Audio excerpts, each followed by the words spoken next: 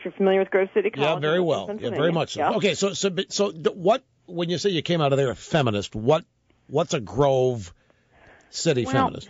My sister the same way. I mean, she went to a school in Ohio.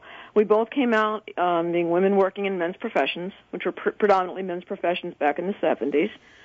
She's a pharmacist. I'm a CPA. You came out of there being that you had to have it all. You had to work, have kids, be married. You know, it was a super mom at the time. Well, now, wait.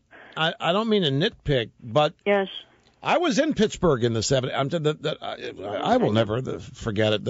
I probably still screwed up from those years because I came of age at 2021 when all that crap was happening.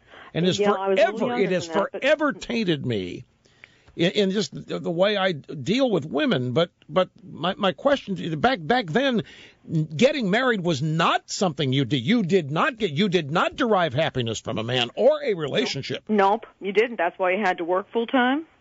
Well, there was no marriage involved. I mean, that wasn't on the card. That wasn't part of having it all. No, it wasn't part of it. But if you did choose to get married, then you were expected to, have the kids, have the job, have the career. Kids went off to daycare at the age of 6 weeks.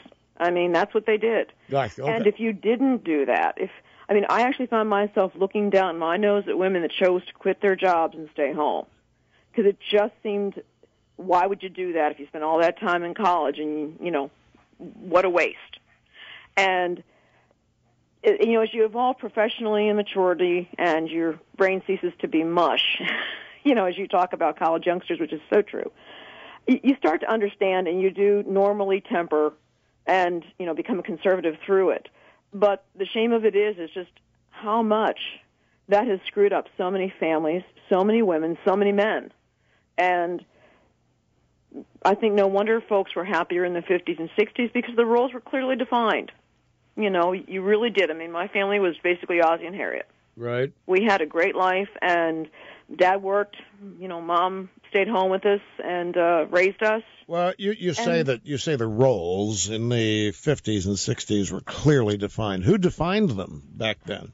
I think everybody was happy with the definitions. I mean, women were happy, to stay home and raise their families.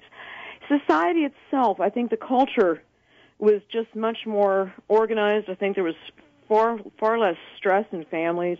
Men were allowed to be the provider, and they were allowed to be strong in the disciplinarians of the kids. And, mothers were the nurturers, and that's the way it's always been. So back in the 50s, Beyonce would have not had to say, bow down. Women just did it. No, well, if they were in a happy marriage, happy relationship, I couldn't resist. I know you couldn't. That's pretty funny. But look, I watch Mad Men,